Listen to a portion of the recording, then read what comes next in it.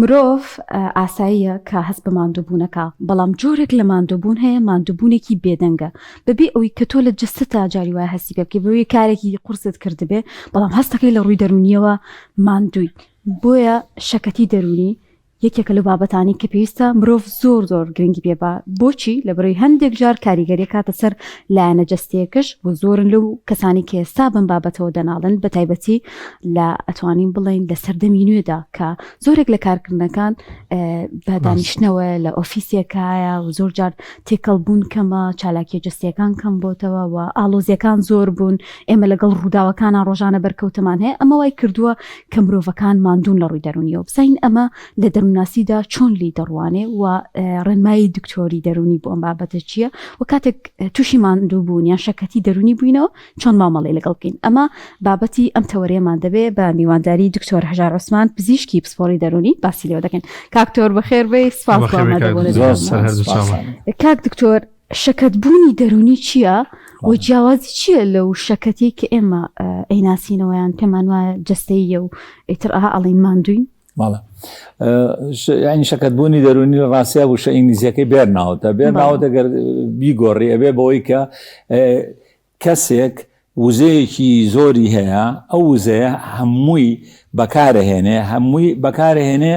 بڵێن وەکو چۆن ئێستا دار کە تۆ ئەی سووتێنی داریش وزە دەهاتێ، ئەو وزەیە کە بوو بە خۆڵەمێش هەرچی وزە هەبوو تیا هیچی نەمابێ بە خۆڵەمێشێکی ساردی چی تیا نامێنێ، ئەوە شەکەتبوونە. اینجا ئەم شەکەتبوونە لە ڕاستیە ئەوەیە وەکوتم ئینسان هەموو ئەو وزە جەستەیی و دەرونیەی کە هەیەی و بە تایبەتی دەرونیەکە، بەڵام ئەمانە هەر بەیەکەوە، یعنی جەستە و دەرون یەک شتە بەیەکەوە. ئەو وزە جەستەی و دەرونیەی کە هەیەی هەمووی بەکارهێنێ بێ ئەوەی مڕاعاتی خۆی بکە، بێ ئەوەی بەحەسێتەوە وچان با وزە کۆکاتەوە، چۆن باتریەک کە بەتاڵە بێتەوە شەحنیتیان نامێنێتەوە بێ شەحنیکەیتەوە ژینا ئیژ ناکە، ئەم کەسە وەکوتم خۆی شەحن ناکاتەوە، ئیتر هۆکانی زۆرە بێگومان، لەبەرەوە سەیرەکەی ئەگاتە قۆناغێک کە ئیتر ئیشی پێ ناکرێ، ئەو زەوتوانایی کە هەی بووە، ئەو بەرهەمەی کە هەی بووە لە ئیشەکانی کە کردوێتی ئەو بەرهەمەی نامێنێ و چۆن ئەڵێ ئەو کەسێکی زۆر جدی بووە وسێتی ئیشەکان زۆر بە مەزبوطی بکە، هەستی بە لێپرسینەوەی زۆر کردووە، ئێستا وای لێ هاتووی تر ئیشەکەشی باش بۆ ناکرێ، یعنی ئەو بەرهەمی ئیشەی نییە، یعنی جۆرێک لە پەککەوتن دروستەکە بۆ کەسە، چۆن پەککەوتن بۆ کەس جۆرێک لە پەککەوتن تااقەتی نامێنێ، بێزارە بێ وهینە بێت. یعنی نمونە زۆرە لە ڕاستی، یعنی سەمە بۆی جوان بینەر تێبگا. بۆ نمونە ئێستا ئێمە لە قۆناغێکان لە کوردستانە خوێندکاری پۆلی 12 سعیەکە بۆ ئەوەی دەرچێ و عادەتەن بۆ ئەوەیە کە نمرەی زۆر بێنێ. یعنی مەسەلە زۆر خوێندکار هەیە زۆر زیرەکە و زۆر سعی کردووە، زۆر جدی بووە و نمرەی زۆر بە نمرەی بەرزەوە هاتووە داخلی ئیمتیحانە بێت تاقیکردنەوەی کۆتایی، بەڵام سەیرەکەی لە قۆناغێکە بە هیچ جۆرە تااقەتی سعیکردنی نامێنێ. یعنی ئەم خوێندکارە زیرەکە ئیتر ترسی ئەوەی لێ نشێکە ئەسڵەن نەک هەر نمرێنێ نەچێ بۆ ئیمتیحان تەجیلکە وای لێە. ئەمە لە ڕاستی ئەتوانم بڵێم یەکێکە لەو جۆرانەی کە فعلەن ئەتوانی نایمرێن شەکەت بوون، قۆناغی شەکەت بوون. بۆچی؟ چونکە ئەمەنە زەختی لە خۆی کردووە، ئەوەنە سعی کردووە، ئەوەنە پشودانی بەخۆی نەیاوە، ئیسراحەتی بەخۆی نەیاوە و زۆر جار بەداخەوە زۆر جار لە ڕاستیا تێکەڵەیەکە لەلایەکەوە خۆی ئەو کەسە زەخت لە خۆیەکە ئەو خوێندکارە ئەبێ سعی بکەم، ئەبێ یەکەم بم، ئەبێ باشترین کولی پزیشکی عادەتەن ئەوە کە ئەیبینین زۆر جار ئەو کەسە خۆی سەخت لە خۆیەکە. مەسەلا بۆ نمونە منافیسی هەیە، ئەڵێ بێ یەکەم بم، ئەبێ یەکەمی هەرێم بم، بەم شتانە. و زۆر جار دایک و باوکیش مەرج نییە ڕاستە و خۆ زەخت بخەنە سەر هینەکە، سەر ئەو کوڕەکەیان یاکچەکەیان، مەرج نییە. ئێستا خەڵکەوە فێر بووە زەخت ناکە، ئەڵێ کوڕم کچم موشکیلە نییە، هەرمووی سعی خۆ بکە و دەرچی، بەڵام ناو بەناو یعنی قسەیەکی ناڕاستەوە خۆەکە کە ڕێک قسەکە لە جەرجیا کە ئەبێتەوە یەکەم بی کە ئەبێتەوە پێشبینێکیان بۆ مناڵە هەیە وانە ئەمە تۆ مامەخۆ کردو ئەو هەمووتیا سەرفەکەی نەبێ یەکەم بی مەسەلا بەناڕاستە خۆڵێ ئیشەڵات تۆ یەکەمی هەرێمی بەنیازێکی پاگەڵێ بەس کە تۆڵە ئیشەڵا یەکەمی هەرێمی یعنی ئێمە چاوەڕێ ئەو لە یەکەین یەکەمی هەرێم بی ئەمە بەسەلا نمونەیەکە زۆر هەیە مەسەل نمونەیەکی تر کە زۆر لە کۆمەڵی ئێمە هەیە ژن یعنی ژن لە کۆمەڵی ئێمە بەڕاستی کۆڵەکەی خێزانە پشت و پەنای خێزانە بە تایبەتی یعنی بێگومان پیاویش بە شێوەی خۆی هەر پشت و پەنایە و هەر کۆڵەکەی خێزانە بەڵام ژن بەرپرسیارەتەکانی زۆرترە پیاوەچێ معاش وەرەگرێت کە سابەتەکە پارە پیاکە وڵێ هاژنەکە وانە بەڵام ئەم پارەیە چۆنی سەرفەکەی چی لێەکەی بۆ مناڵچی سەرفەکەی ئەمە هینی لەبەر و زۆر جار ئەم ژنانە ئەمەنە دڵسۆزن عادەتەن وان هەم دڵسۆزن مەسەلا ئەیانەوێ پەروەردەی مناڵەکان یەکەم بێ ئەیانەوێ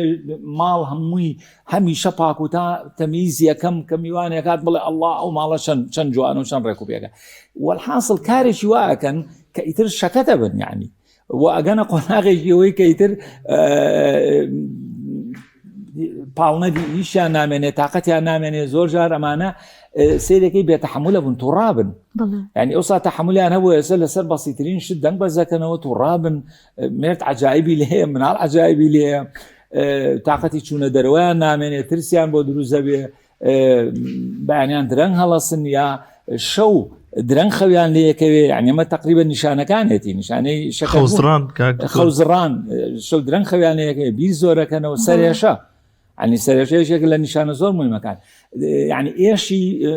ماسوولکەکانەوەی کە ئەمە پێڵن کۆڵنج شانومێشێ شانومە لە ئێشێ سەری پێوە ئێشێ لە ڕاستی ئەمانە هەمووی نیشانەی شەکەت بوونە بێگمە کاک دکتۆر خودی ئەم کەسە خودی خۆی ئەزانێت کە تووشی شەکەتی دەرونی بووانی ئەو نیشانانی کە جەناب باسە کرد ئەبێ خۆی درکی پێ بکە کە خۆی بەداخەوە زۆربەی زۆری ئەندامانی کۆمەڵ نازانن لەبەرەوە عادەتەن ئەم کەسانە یەکسەرچن بۆ لای دکتۆر ئەگەر ئیمکانێتیان هەبێ ئەویان هەبێ یەکسەرچن بۆ لای دکتۆر عادەتەن ئەچن بۆ لای دکتۆری ئیترەوە یا نەشتەرگەری یا هەناوی ئەوانە و یعنی یەکەم شت بێگومان دکتۆر هینە یعنی بیر لە شتی بیر لە نەخۆشی قورسەکاتەوە لەبەرەوە بۆ نمونە کەسەکە سەری زۆرێشەیە یەکسەر وەڵای بابچین وێنەیەکی کۆمپیوتەری مێشک بگرین زۆر بۆم نەخۆشە ئەنووسێ بەڵێ فەحسی خوێنەوەی ئەتیادیە ئیتر چەندین جۆر فەحسوانی بۆ نووسێ وەلە زۆربەی زۆری حاڵەتەکانە دکتۆرەکاڵێ هیچن نییە بەڵام بێگومان وانەیە هیچی هەیە چۆن یعنی ئەوەتە ئێشی هەیە شەکەت بوونی دەرونی هەیە اینجا وەکوتم زۆر جار لە ڕاستیا شەکەتبوونی دەرونی ئەگەر چارەسەر نەکرێ ئەبێ بەچی ئەبێ بە نەخۆشی خەمۆچی ئەبێ بە نەخۆشی ترس و وەکوتم بەس لە هەمووی ناخۆشتر ئەوەیە کە دکتۆر و دکتۆر ئەکات ئەو کەسە دکتۆر و دکتۆرەکە مەزە دکتۆری هەناوی وتی وڵای تۆ نەزەختە هەیە نە نەخۆشی دڵە هەیە نە هەناسیان هەمووی تەواوە بەڵام من هەروە بۆ احتیاط یعنی دەرمانێکی دژە ئێش ئازار کوژێک بۆ ئەنووسم و تەواو اینجا بێگومان ئەوە چارەسەری هینەکەی ناکە بۆچی چونکە ئەو پەستان و گوشینە دەرونیەی کە ڕۆژانە لەسەرێتی هەر لەسەرێتی و شێوازی ژیانی خۆی نەگۆڕیوە هەر وەکو ئەو سایە زڕوفەکار وەکو خۆیەتی لەبەرەوەی بینین بۆ دکتۆرە ڕازی نابێشێت لای دکتۆرێکی باش بۆ ناچن لای دکتۆری دەرونی ئایا لەبەر لە کە کۆمەڵاتیەکەیان بەڕاستی هەزاکە ئەم بابەتە دەرونی بێ بێگومان مەسەلەکە هەر ئەوەیە کە ئەو لەکەی کۆمەڵایەتی کە خەوش و عیبە و ناوێرن یعنی بچن بۆ لای دکتۆری دەرونی ئەجنا لە ڕاستیا شوێنی ئەمانە لە ڕاستیا زۆرتر دکتۆری دەرونیە کە ئەتوانێت تەشخیصیکە ئینەکە چییە اینجا وەکوتم ئێمە مەفهومێکمانەیە کە پێڵێن دەروون جەستەیی یعنی زۆر جار ئەمانە وەکوتم نیشانەی جەستەییان هەیە بەڵام نیشانە جەستەیەەکە لە حقیقەتا هینە نیشانە جەستەیەەکە لە حقیقەتا دەرونیە بۆ نمونە یعنی ئەمانە جاری وا هەیە تووشی حاڵەتی وا ئەبن کە بۆ نمونە دڵە کوتا تووشی دڵە کوتەی زۆرە بن ئارەقی سار دەکەنەوە هەندێک جار هەست دەکەن کە چۆنەڵی لاوازێکی زۆر لە قاچ و لاقیانە کە ئیتر ئەڵێ ئەترسین بکەین خۆمان ڕناگرین یا ئەڵێ هەموو جانم سڕە بێ طبعا چاوم ڕێشکە و پێشکە ئەکا چەندین لایەنی جەستەیی ئەمانە دەرەبڕن کە ئەمانە لە پشتی ئەمەوە هیچی یعنی بڵێن نەخۆشیێکی جەستەیی نییە و هەر لایەنە دەروونێکەیە. باشە کاکتۆر ژینگەی نالەباری کار خێزان خوێندن ئەمانە چ کاریگەرێک لەسەر ئەو بێرن ئاوتە دروستەکە تەواو پرسیارەکە یعنی لە ڕاستیا خۆی ئەم چەمکە ئەم مەفهومی بێرن ئاوت مەفهومی شەکەتبوونی دەرونی زۆرتر لە سەرەتاوە پەیوەندی بە ئیش و کارەوە هەیە ینی ئەو کەسانەی کە بڵێن ئایا لە کۆمپانیایەکە ئیشەکەن یا لە دائیرەیەکی حکومەتە ئیشەکەن هەندێک کەس هەیە کەسێتەکەی وایە کەسێتی ئەوەی کە ئێمە پێی ئەڵێن پرفێکتە یعنی ئەو زۆر دڵسۆزە بۆ ئیش و ئەو ئیشەی کە ئەیکا لە سەر و لە ساسە بێ زۆر مەزبوطن لە ئیش و کارە اینجا ئەگەر ئەمانە بۆ نەکبەتی بچنە شوێنێکەوە کە دەورە درا ئەوانەی کە ئیشەکەن لەگەڵ ئەمە خەڵکی یعنی گوێپێنەدەر و تەمەڵ و سست و ئەلەو بابەتانە بن زۆربەی زۆری ئیشەکە ئەکەوێتە سەر ئەمانە اینجا زۆر جار یعنی ئەوانە تەمەڵەکان بێوجدانیشن لە باتیەوەی سوپاسی ئەمە بکەن کە ئەوەنە ئیشەکە ئەوەنە دڵسۆز و ئیشەکانی ئەمانیژەکە ئەچن تانەی لێن تعلیقی لێن ئەڵێ بۆ ماڵی باوکی خۆیەکە بەم شێوەیە ئەمانە زۆر جار دڵسۆزەکان ئەوانەی کە دڵسۆزن لە ئیشە هەز بە لێپرسینەوەکەن مرۆڤ دۆستن ئەیانەوێ ئەو پارەی وەریەگرن یعنی فعلەن حەڵاڵیکەن ئەمانە زۆر جار تووشی شەکەتی دەرونیە بن بۆچی چونکە لە حەدی خۆی زیاتر عەزێتی دڵی خۆیانێن و چۆن ئەڵێ ژیانی ئیشکردنیان جیا ناکەنەوە لە ژیانی تایبەتیان یعنی چی؟ یعنی بۆ نمونە ئێستا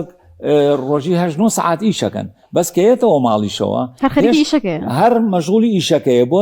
سادەترین نمونە مۆبایلەکەی بەردەوام بەدەسەوەیە بەردەوام کراوەیە و ئەبێ ئامادە بێ لە ئیشەکەەوە هەر کەسێ تەلەفۆنی بۆ کرد ئەم یەکسەر وەڵام باتەوە ئیتر ئایا لە سیارایە ئایا لە سەیرانە لە ماڵ ینی ئیشەکە هەر لە ماڵیشەوە مەوجودە مەسەلا هەیە بەڕاستی ینی من دیومە زۆر کەسی دڵسۆز هەیە یعنی یەک دنیا فایلی ئیشەکەی لەگەڵ خۆی ئاباتەوە بۆ ماڵەوە لە ماڵیشەوە خەریکی فایلەکانە ئەمە چۆن نەبێ یعنی تۆ ئەبێ ئیش جاکەیتەوە لە ژیانی تایبەتی و لە ڕاستەیە کە تۆ دوای 8 سعات ئیشکردن هاتیتەوە ماڵەوە ئیتر نابێ هیچ هینێکە بە ئیشەوە بێ ئیتر خەریکی ژیانی خۆت بێ خەریکی ژیانی ژن و مناڵبی ئیش شتیتر بکەی ئەو شتێک کە ئێمە پێڵێن یعنی بژیت خۆشی ببینی لە ژیان و ئەمە ئۆتۆماتیکی چیەکە یعنی وزە و بۆ ئەگەڕێتەوە کە سبێنێ چویتەوە بۆ ئیش بتوانانی ئیش بکەی بەڵام ئەگەر تۆ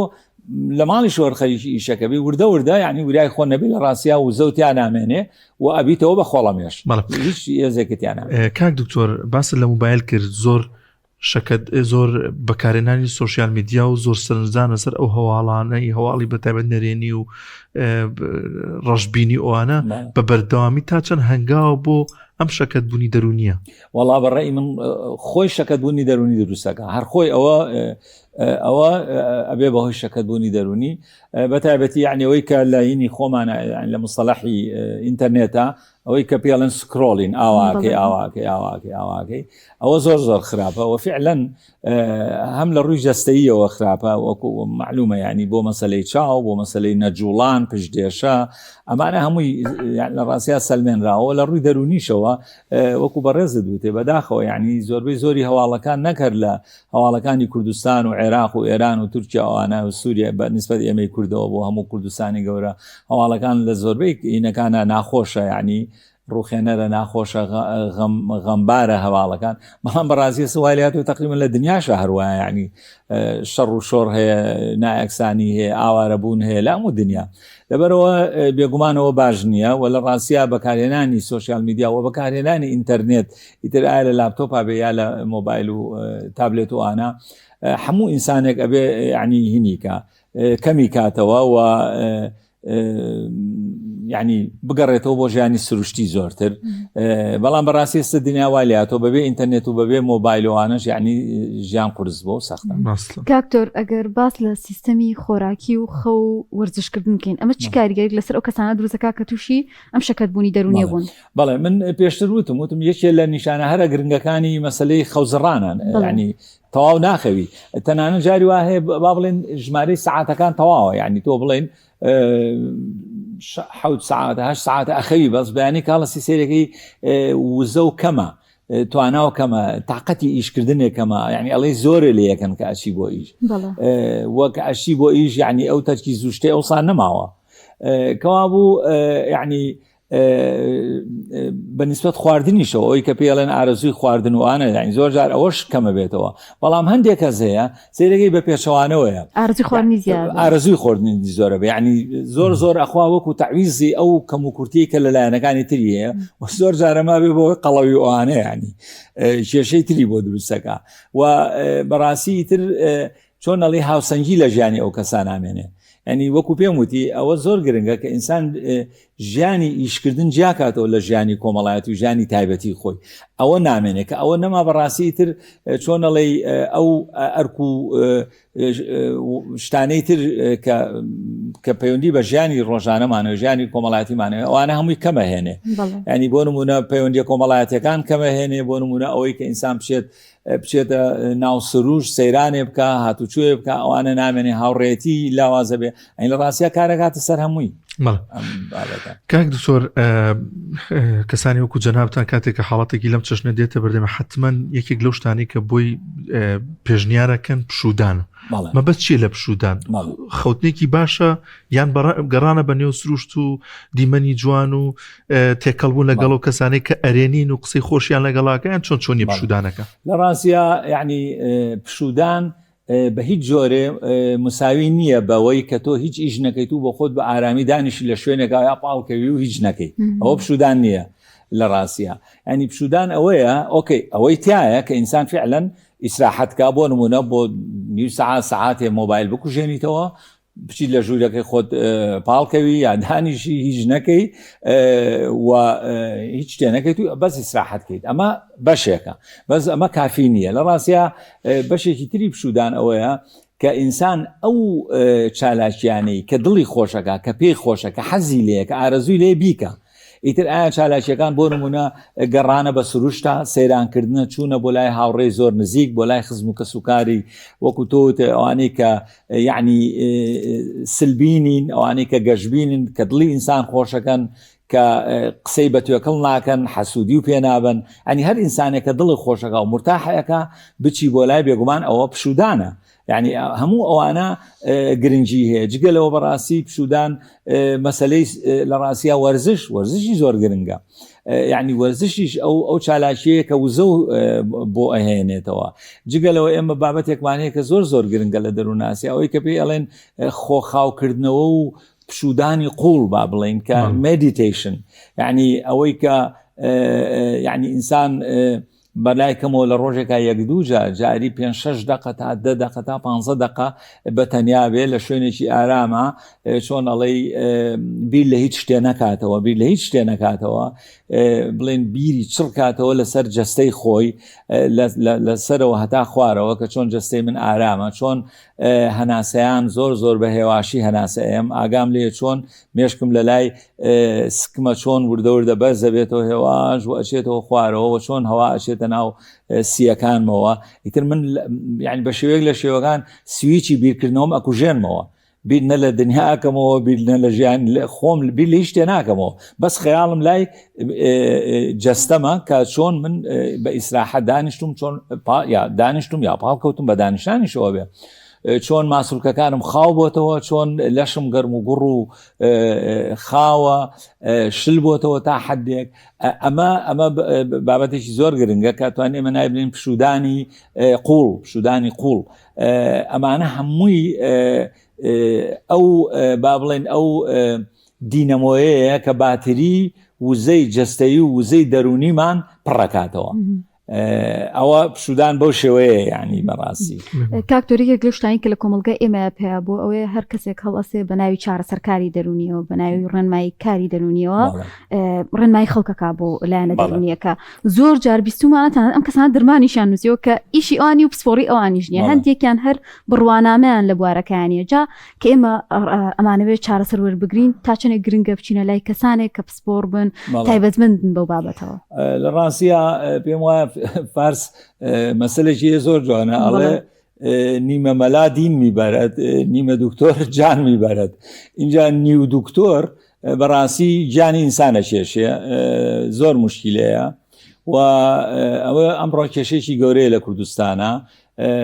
یعنی ئێستا بڵێن چاوگەگانی چاوگی زانین زۆر بووە ئەوە شتێکی باشە لە ڕاستە بەهۆی ئینتەرنێتەوە هەر کەسە ئینگلیزیەکی زۆر باش بزانێ عەرەبێکی زۆر باش بزانێ کوردیش تا ڕادەیەک هەرچەندە زانیاری دەرونی کەمترە بین ئەتوانێت یعنی چەندین کتێبی PDF کتێبی ئەلکترۆنی بخوێنێتەوە و زانیاری زۆر زۆر وەرگێ زانیاری دەرونی و ئیدعای ئەوە بکەوە واستەیەکی باشیشیە بێ لەلایەن دەسەڵاتی سیاسیەوە ئەبێ هینێکی هەبێ ئەو وەختە فعلا ئەشیا